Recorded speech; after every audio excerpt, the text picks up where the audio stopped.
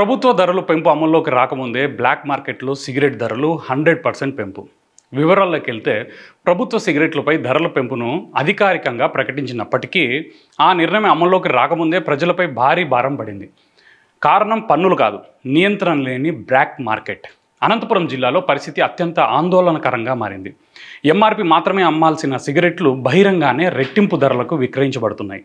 సరఫరా కొరత పేరుతో కొంతమంది వ్యాపారులు నిల్వలు దాచిపెట్టి బ్లాక్ మార్కెట్ ద్వారా అధిక ధరలకు విక్రయిస్తున్నారు. ఇది జరుగుతున్నప్పటికీ సంబంధిత అధికారులు విభాగాల నుంచి ఏమాత్రం స్పందన కనిపించడం లేదు.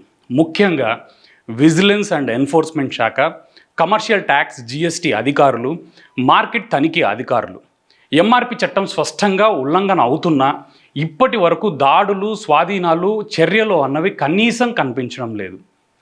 కోట్లలో బ్లాక్ మార్కెట్ లాభాలు గడిస్తున్నాయి. మార్కెట్ అంచనాల ప్రకారం అనంతపురం నగరం మరియు పరిసర ప్రాంతాల్లో రోజుకి సుమారు 8 నుంచి 10 లక్షల సిగరెట్లు వినియోగం జరుగుతోంది.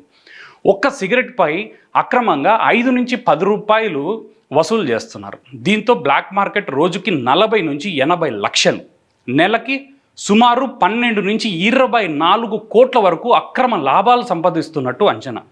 ఈ మొత్తం ప్రభుత్వ పన్నుల వ్యవస్థకు బయటే ఉండిపోతుంది. దీనివల్ల ప్రభుత్వానికి భారీ ఆదాయ నష్టం, వినియోగదారుల దోపిడీ, అక్రమ వ్యాపార గుంపులకు బలం. తలెత్తుతున్న కీలక ప్రశ్నలు: ఎంఆర్పి మాత్రమే సిగరెట్లు అమ్మాలా? ఎందుకు చర్యలు లేవు? బ్లాక్ మార్కెట్ స్టాకిస్టులకు ఎవరు అండగా నిలుస్తున్నారు? ట్యాక్స్, విజిలెన్స్ అధికారులు ఎందుకు మౌనంగా ఉంటున్నారు? ఇది పరిపాలనా నిర్లక్ష్యమా లేక ఉద్దేశపూర్వకంగా మౌనమా?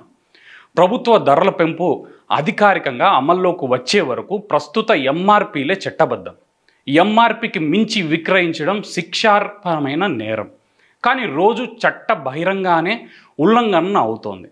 ఇది సాధారణ ధరల సమస్య కాదు, కోట్ల రూపాయల అక్రమ దందాకు దారితీస్తున్న తీవ్రమైన వ్యవస్థాపక వైఫల్యం. ఇప్పుడు ప్రజలు కోరేది ఒకటే: తక్షణ చర్యలు, స్పష్టమైన సమాధానాలు.